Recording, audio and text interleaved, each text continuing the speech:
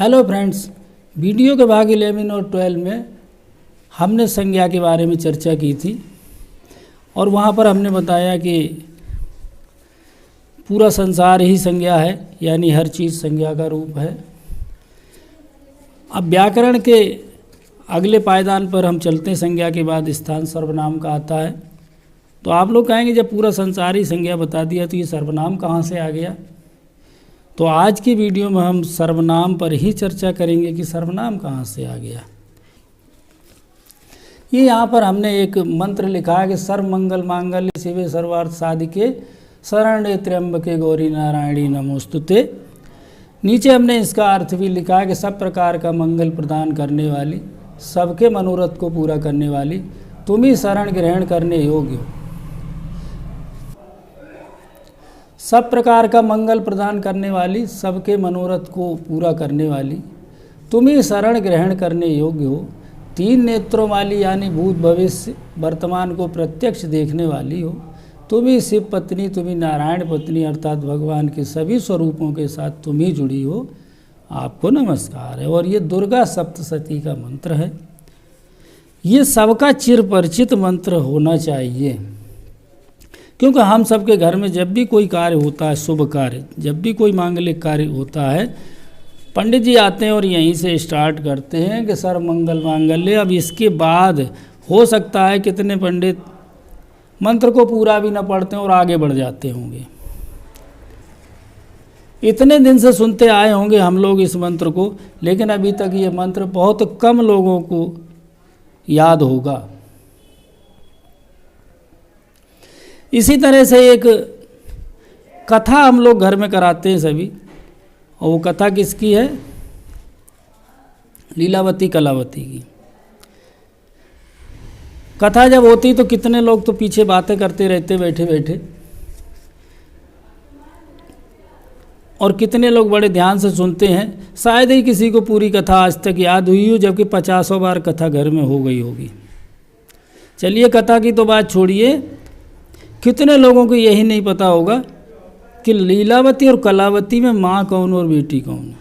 कथा तो करा लिया, कथा करा लिया, क्योंकि किसी ने कहा था कि कथा कराना बहुत आवश्यक है, घर में ज़्यादा विपत्तियाँ आपत्तियाँ आ रही, कथा करा लो सब सही हो जाएगा। पंडित जी ने ही सलाह दे दी होगी। तो इस तरह से सलाह देने से, कथा करा लेने से कार्य पूरा कहाँ होता है।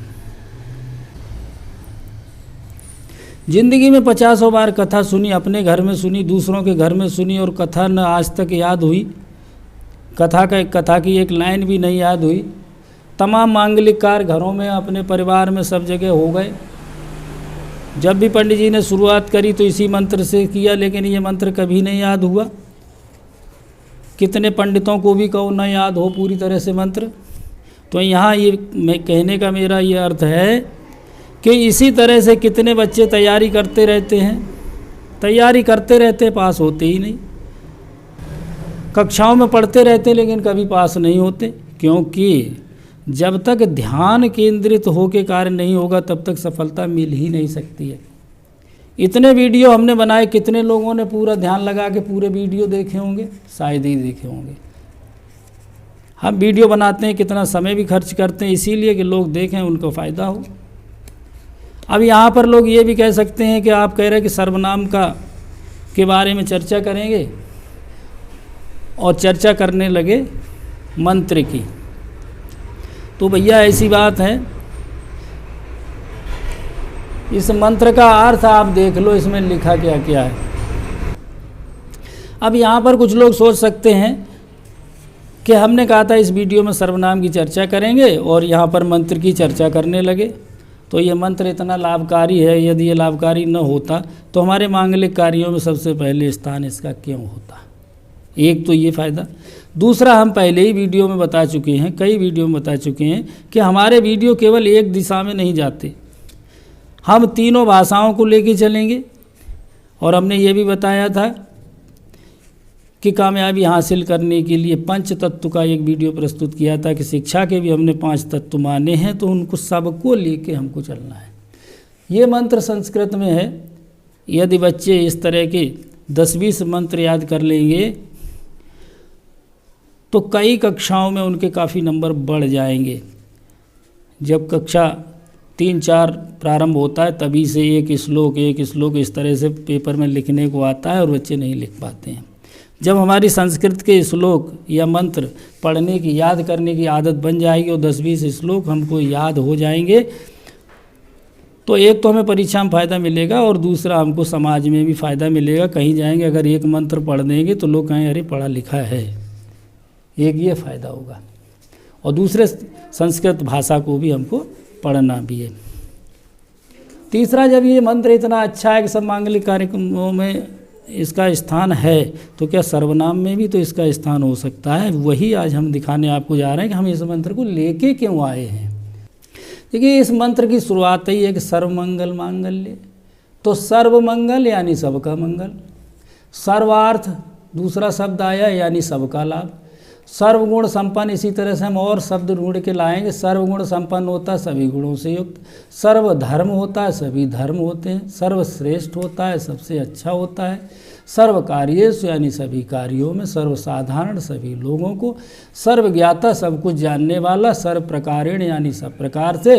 और इसी तरह से आज का शब्द हमारे सामने आ गया कि सर्वनाम यानी सबका नाम। संज्ञा में हमने नाम को ही बताया था कि किसी भी चीज़ का कोई नाम होता है उसी को संज्ञा कहते हैं। और सर्वनाम क्या होता है कि वो जो नाम बताए थे सभी के नाम इस सर्वनाम में समाहित हैं, सबके नाम के लिए इस सर्वनाम को प्रयोग में लाते हैं। और ये सर्व एक उपसर्ग भी है।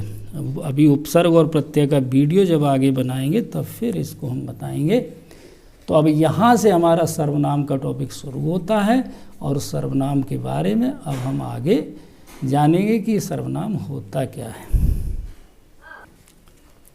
व्याकरण की लगभग सभी किताबों में यही परिभाषा लिखी हो सकती है कि जो शब्द संज्ञा शब्दों के स्थान पर बोले या लिखे जाते हैं उन्हें सर्वनाम कहते हैं। और उदाहरण में नीचे जो शब्द हमने दिए कि मैं, तुम, वह, उसका, मेरा, तेरा, हमारा, तुम्हारा, ये, हम, वे आदि। हमने संज्ञा की वीडियो में जो बताया था कि बच्चा जब सबके नाम सीख जाता है तो हमारे समाज में एक चीज़ बहुत आवश्यक है, बहुत प्रचलित है कि हम अपने से बड़ों का नाम नहीं लेते। जिस तरह से हम अपने से बड़ों का नाम नहीं लेते तो उसके स्थान पे हम कुछ और ही शब्द प्रयोग करते हैं। आप कह देंगे। इसी तरह से हमारी ये हिंदी व्याकरण में यदि हम शुद्ध हिंदी लिखेंगे, यदि हम वाक्य निर्माण करेंगे तो एक ही संज्ञा शब्द को हम बार बार नहीं लिखते। बार बार शब्द को लिखने से वाक्य उतना अच्छा नहीं बनता। तब हमें इन सर्वनाम शब्दों की आवश्यकता पड़ती है। और हम आगे एक उदाहरण दिखा रहे हैं कि किस तरह से आवश्यकता पड़ती है। यहाँ हमने एक उदाहरण लिखा है कि एक किसान था, उसके पास एक गाय थी, उसके शब्द को हमने अंडरलाइन किया है। वह उसकी बहुत सेवा करता था। वह और उसकी दोनों पे अंडरलाइन किया है। एक दिन मैं पे किया, उसके पास दूध लेने गया। मैंने उससे पूछा कि तुम्हारी गाय कितना दूध देती है। एक ही उदाहरण के तौर पे हमने वाक्य लिखा है। यहाँ पर देखिए, एक किसान था, उसके पास एक गाय थी, तो ये उसके शब्द है, ये सर्वनाम है। ये किसकी जगह पर आया? ये किसान के स्थान पे आया है। वास्तविकता क्या है कि एक किसान था और किसान के पास एक गाय थी, ये होना चाहिए था। वह उसकी बहुत सेवा करता था। वह आया किसान के लिए और उसकी आया गाय के लिए। एक दिन मैं अलग आ गया। अब ना वहाँ किसान की बात है ना गाय की। मैं उसके पास दूध लेने गया, यहाँ उसके शब्द किसान के लिए आया। मैंने उससे पूछा कि तुम्हारी गाय कितना दूध देती है। मैं की जगह मैंने उससे पूछा, किससे? किसान से। तुम्हारी गाय कितना, तुम्हारी शब्द किसके लिए आया है? तुम्हारी शब्द भी किसान के ही लिए आया है। तो यहाँ पर जो सर्वनाम शब्द निकले उसके, वह, उसकी, उसके, मैंने, उससे, तुम्हारी, ये इतने शब्द इस पैराग्राफ से सर्वनाम के निकले हैं।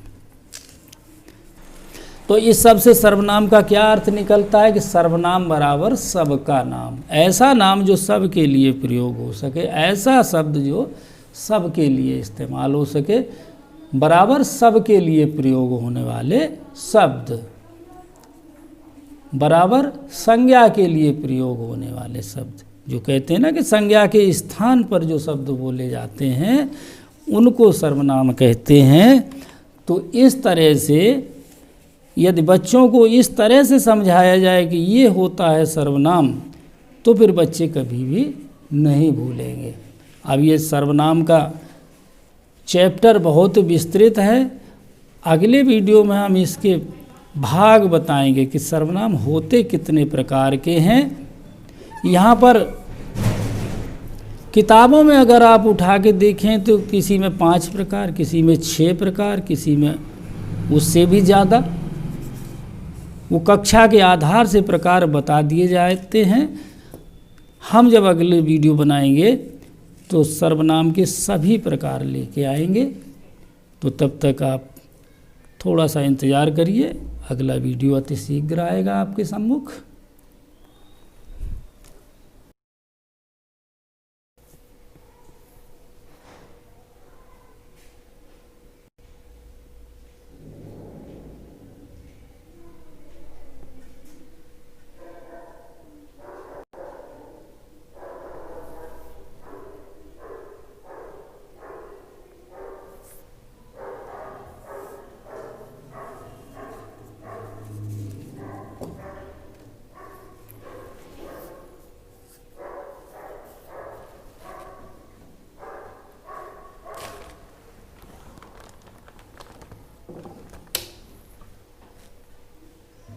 Loud in loud.